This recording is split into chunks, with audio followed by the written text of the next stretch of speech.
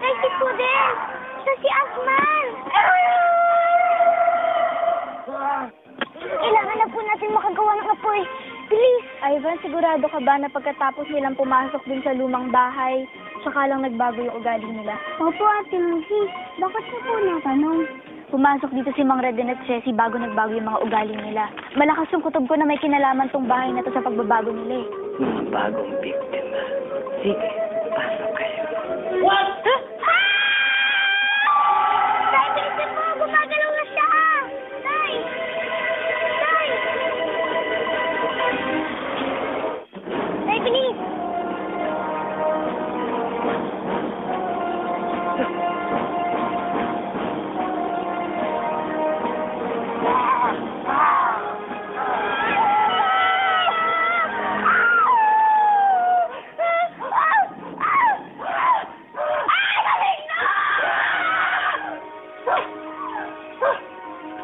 Huwag ka dito! Lumayo ka! Masama ang bahay na yan! May mga maligno dyan! Halika! Halika!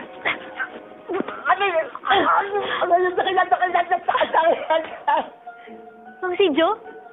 Kaya po ba yan? Ah, bakit po ba kasi kayo nakabayong? Eh kasi, baka makilala ako ng mga nakatira dyan. Ba't niyo po tinanggal? Oo nga, no? Ang tanga ko! Ang tanga ko! Ang tanga Ay, ko! sandali lang po! Sandali lang po, sandali lang po. Bakit? Bakit niyo po pinipigilan yung mga taong gustong pumasok dun sa bahay na yan? Tsaka, sino po yung sinasabi niyong nakatira dyan? Sasabihin ko sa'yo. Pero, huwag dito. Masyado tayo malapit sa bahay. Baka may makarinig sa atin. Kailangan malayo tayo. Doon! Sunod ka sa akin! Sunod! Tek na taong grasa niya. May biktima na sana. Mapigilan pa. Madam, natagpuan na po ng Asman ang mag-amang nakulong dito sa mansyon. Katapusan na nila. Teka, gusto ko mapanood yan. Kulas! Pasok mo yung salamin! Kulas! Ito na po, madam.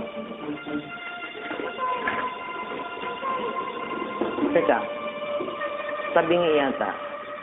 Ay, ito po. Sa kabila. Sa kabila. Ito, kabila na po. Sabi na sa kabila eh. Ito, madam. Okay na?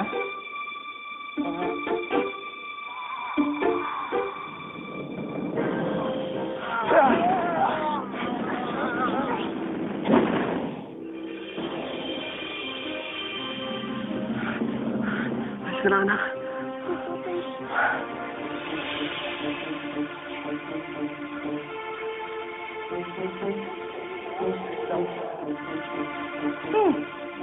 Isip na ng pangit.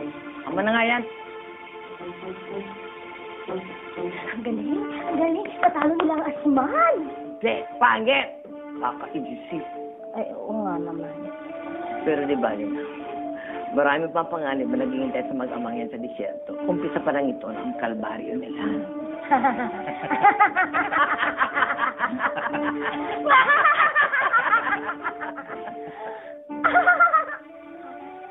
Teka, bakit tabingi yata yung leg mo? Madam, parang may stiff neck yata ako. Ito din yata eh. Kulas, ayusin mo to. Ayusin mo! Bilisan mo! Madam, sorry. Ayan na. 1, 2. Madam kayo. Leave me alone. Baka masirap ang kagandaan ko. Get out.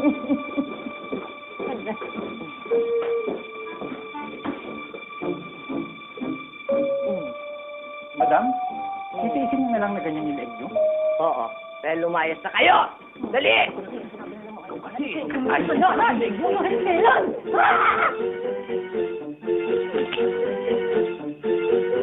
Hindi ka nga kasi dapat nakikipag-away, Jessie. Tingnan mo, ayaw na makipaglaro sa inyo yung mga bata. lalaki mo, sinabihin niya naman talaga ako madaya eh. Nandaya ka naman talaga, ate. Ikaw ha, huwag mo siyang kakampihan. Kinakampihan mo siya kanina eh. Teka. Tama na yan. Sa susunod, huwag mo na lang uulitin, okay? Guys! Oh! Bakit, guys? Pwede, si Rudy. Saan ako bahay? Malito! Teka, sandali. Sandali. Sabihin mo kay nanay. Babalik din ako agad, okay? Dito lang kayo. Hindi pwede.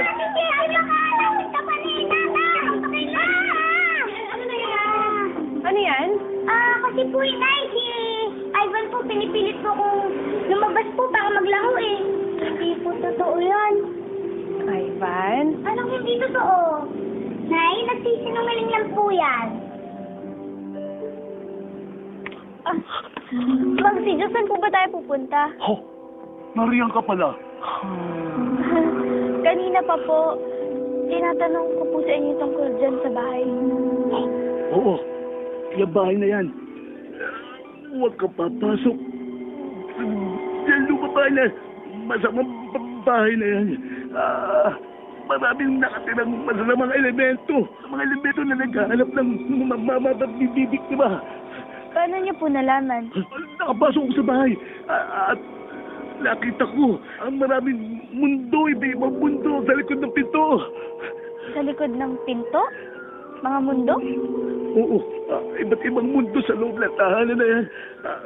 May deserto, may mundo ng mga gagamba, may mundo ng purmanikin at kung ano-ano pa. Halos ilang linggo rin kami naligaw ng anak ko dyan sa loob. Nakalabas ako.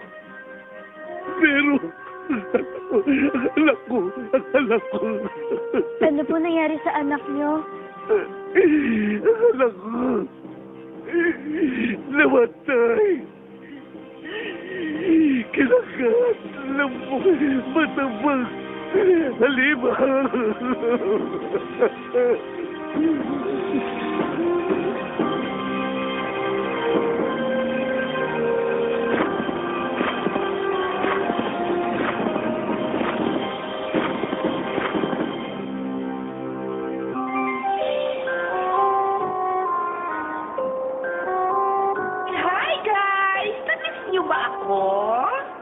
Princess? Buong araw kong sinusundan ang mga footsteps nyo. Dito lang pala kayo babalik. Akala ko naman nakain na kayo ng asman. Muntik na. Mabuti na lang, natalo namin. Good for you. Ako kasi hindi ko nagawa kaya eto, bumunan na. Bakit kami kasamang kalabaw, Princess? Kaibigan ko ito, si Gary. Siya ang gabalang lugar na ito. Nakita niya kayo noong kinuha kayo ng asman. Kaya siya yung sinasabi kong nakakaalam kung nasaan ang susi. Iahatid niya kayo. Pero bukas na ng umaga para sigurado may oras pa naman. Maraming salamat, Princess, Akala namin hindi namin makakalis dito sa lugar na to. Mabuti na lang, dumating ka ulit. Well, ituturo lang naman namin ni Gary kung nasaan ang susi. Kayo pa rin ang kukuha. At matindi ang kailangan yung pagdaanan para makuha yun. Diba, Gary? Kaya, magpahinga na kayo. Kailangan niyo ng lakas sa haharapin ninyo bukas. Tay, excited na po akong makauwi. Ako rin, anak. Miss ko na nanay mo at mga kapatid mo.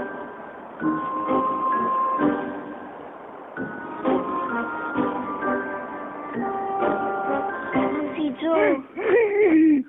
Pinatay ng bahay na yan. Ang anak ko. At yung halimaw na gumagala sa loob ng bahay na yan. Siguro, kung malaki na anak ko, laki mo na siya. Kung nabubuhay pang anak ko. Ikaw ang anak ko. Oo, anak. Nagbalik ka! Nagbalik ka, anak! Hindi po ako yung anak mo. Kawas, anak! Hindi po ako yung anak niyo. Anak, nagbalik ka! Hindi po ako yung anak niyo. Anak!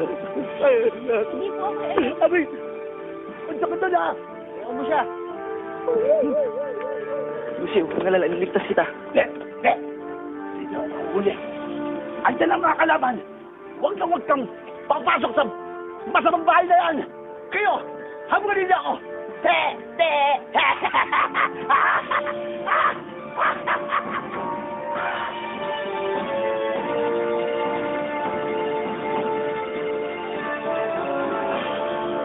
Ate, bakit ang sinungaling mo na?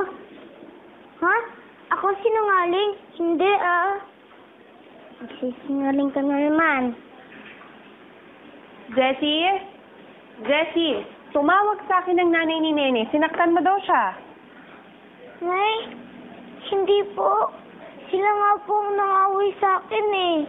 Ang bait-bait ko po, tapos po, inaaway po nila ako, pinagtutulungan po nila ako. Ang sakit po kaya lang sa bulas po nila, pati po yung mga ungot nila. Nagsasabi ka ba ng totoo? Opo, Nay. Ito nga. Huwag ka na umiyak, ha?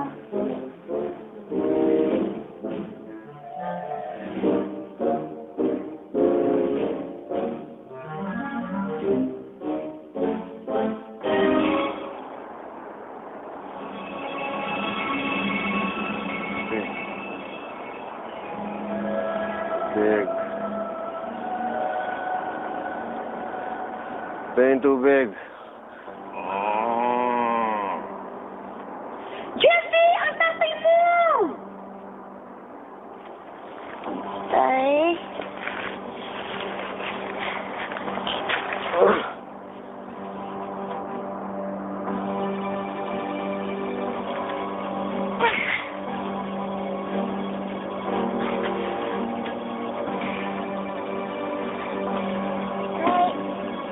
Wala namang ginagawang masama si Mang Sidjo. Ba't mo binato? Ew! Yakap ka kaya niya. Umiiyak siya. Akala niya ako yung anak niya. Hindi ba mas kadiri yun? Nakakaawa nga eh. Lucy, sorry ah. Akala ko kasi, anong ginagawa sa'yo eh. Dapat kasi, hindi ka na umepal. Kinukwento niya sa akin yung mga nangyari sa kanya dun sa bahay na yan. Pati dun sa anak niya. Kinuha daw niyang bahay na yun yung anak niya eh. Kinuha? Sino kumuha? Eh, wala naman nakatira dyan eh.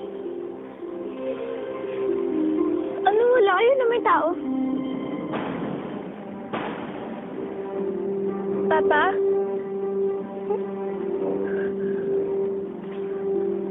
Papa!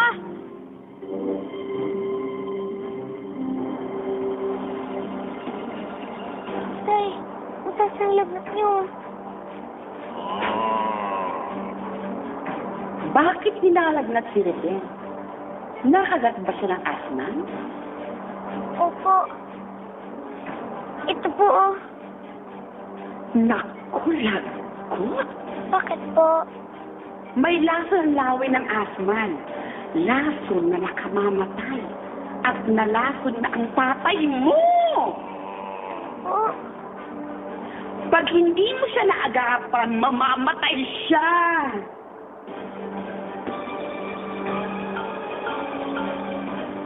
Tay! Tay!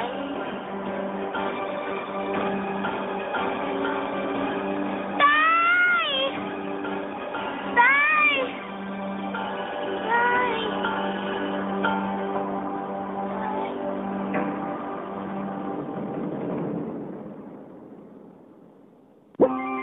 Papa! Papa ko! Papa ko, oh!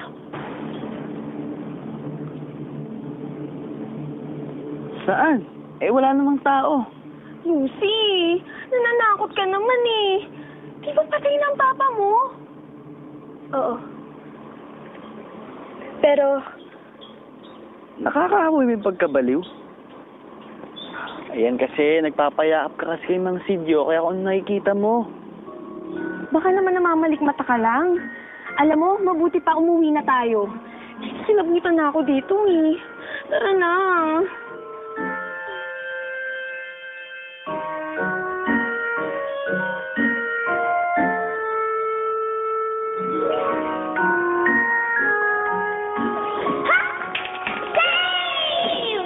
Ate, sabay tayo! Ako naman ang taya. At saka kanina ka pa taya eh. Oh, halika na, magtago na kayo. Tingin siya na eh. Gusto niya na. Pagbilang ko ng 10, nakatago na kayo. Ako ang first. Ako. Oo. Sinubukan ko lang na kasi. Nenay, kuya.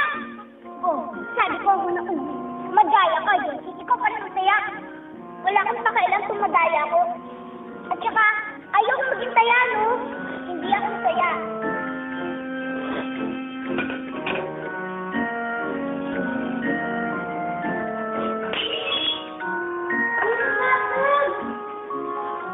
Ivan, huwag ka munang gagalaw. Ako na yung maglilinis niyan. Huwag mo kasi, Ivan. Pagwaliwanag na lang natin sa kanya na hindi natin sinasadya. Mag-iipon na lang tayo sa baon natin para mabalikan yung labasan ng plato. Naintindihan naman yun, inay. Kira!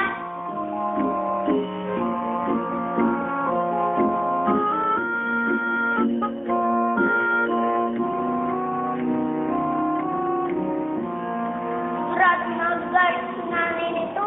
Kaya nga, itatago natin kay nanay ang nabasang na waste. Pag hindi niya alam, wala siyang dahilan para magalit natin. Tamang hinala ko. Ibang ate Jessie na, ang ate Jessie ko.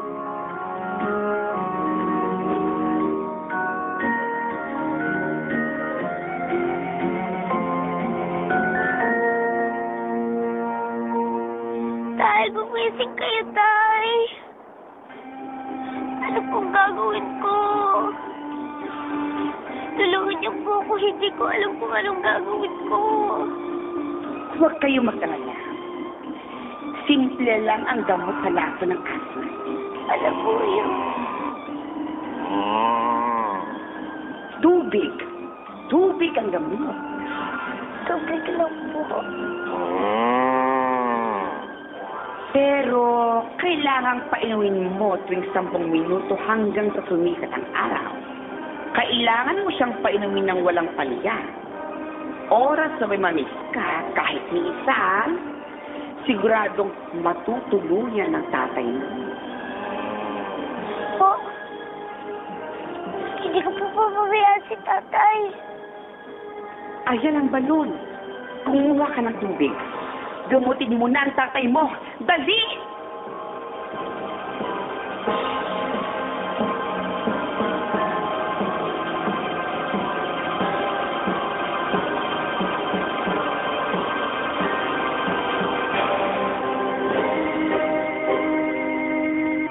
Tingnan nyo, ang dami kong damit. May red, may gold, may colorful, tsaka may blue, tsaka may green. Ang dami. Ikaw t-shirt lang, at tsaka shorts. Ha ha ha ha! Oh, bakit? Ikaw bakit ka nagbago? Anong ibig sabihin? Ang dating ate Jessie ko, hindi sinungaling. Ang dating ate Jessie ko, hindi madaya sa laro. Ang dating ate Jessie ko, hindi nangangaway. Pero ikaw, sinungaling ka at inaaway mo ako. Hindi na ikaw ang dati kong ate Jessie. Wala ka na magagawa. Dahil ako ang ate Jessie mo ngayon. At sa oras sa kalabanin mo ko, lagot ka sa akin. Kung ako sa'yo, itago mo lang yung hinala mo. Dahil hindi lang namin pagsisinungaling, tsaka pagdakaya yung nagagawa ko, at tsaka pangaaway.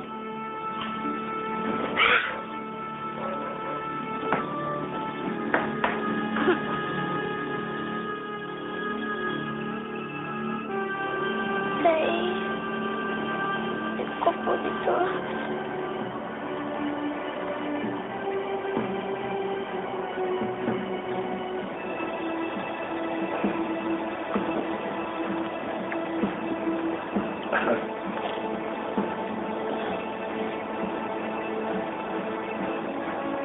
tay.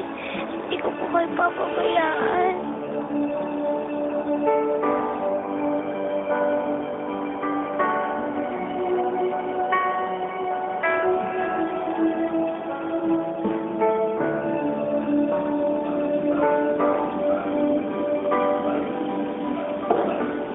Salamat po, tay.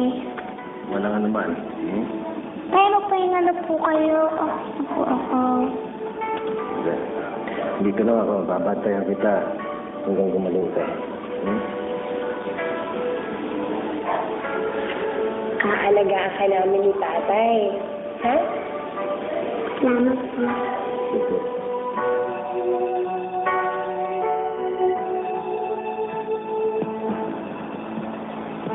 Tay, kakabatid ko po kayo.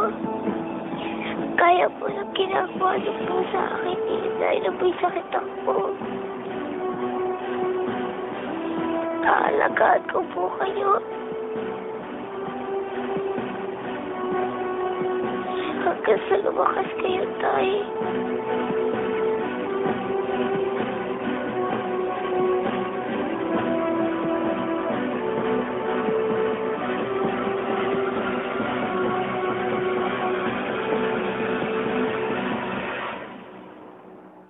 Ano ba, Redel? May problema ba tayo? Oo, meron. Ikaw yun. Baka naman kasi pwede itigil mo muna eh. Ikaw tumigil. Pumasok at matulog ka na. Nakausap ko na ho kasi si Redel. Sabi ho niya sa akin, kumisirable daw ho ang buhay ninyo nang wala siya. Siya naman daw ho, napakasaya ng buhay niya nang wala kayo. Tita! Tita! Nung pumasok ako sa loob ng bahay, may nakita ako, nakamukha ng tatay mo. Talaga? Kung ako sa'yo, papasok ako sa loob ng bahay, tapos aalamin ko kung namalikmata nga ako o hindi. Sino yung babaeng yun? Bakit parang gusto niyang pumasok dito sa loob? Hindi pa pwede to. Madadagdagan na naman ang biktima ng lumang bahay na ito.